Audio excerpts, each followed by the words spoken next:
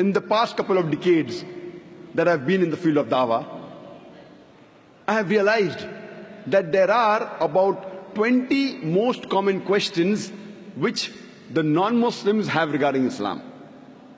When the non-Muslim poses 3 or 4 questions about Islam, invariably these 3 or 4 questions fall amongst the 20 most common questions. If all the Muslims know the reply to these 20 common questions posed by the non-Muslims with reason, logic and science, with the quotation from Quran and Sahih Hadith and the quotation of the scripture of the non-Muslim, even if we cannot make the non-Muslim accept Islam, at least he can neutralize the animosity that is there in the minds of the non-Muslims. At least he can neutralize the negative feeling that the person has regarding Islam. That's the reason it's very important that we Muslims are aware about these 20 common questions. How do these 20 common questions arise in the minds of the non-Muslims? Every day, the non-Muslims, they are being bombarded by the international media regarding misinformation about Islam. There is virulent propaganda regarding Islam in the international media.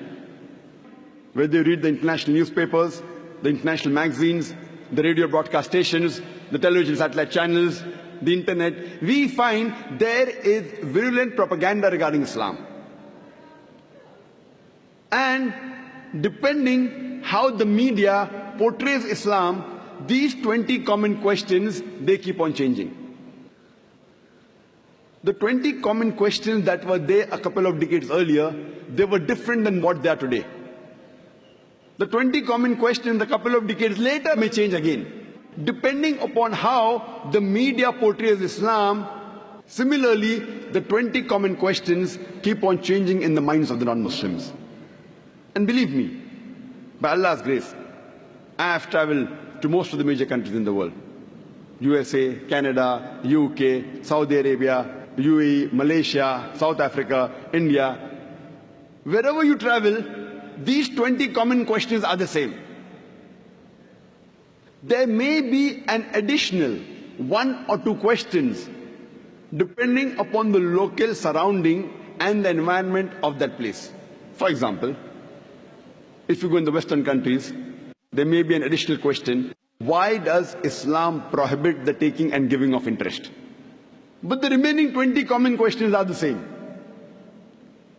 If every Muslim masters the reply to these 20 common questions, he will be able to do the fard, the compulsory act of dawah to the non-Muslims.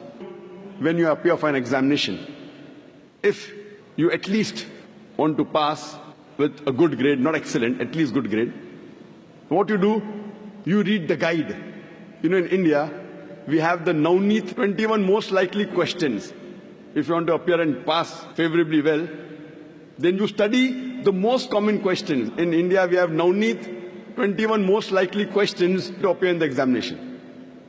In every country, you have such books that if you want to do a shortcut and at least pass as far as the exam is concerned, similarly, these 20 common questions will at least make you a part-time da'i. If it cannot make the non-Muslim accept Islam, it will at least remove the animosity that is there in the mind of the non-Muslim. Time may not permit me to cover all the 20 questions in this time due to the limited time that I have. You can surely go on the internet on our website www.irf.net, where all the answers are given in detail. There may be certain non-Muslims who may go out of the way and read material against Islam. For example, they may go to the anti-Islamic sites. They may read books which are written against Islam.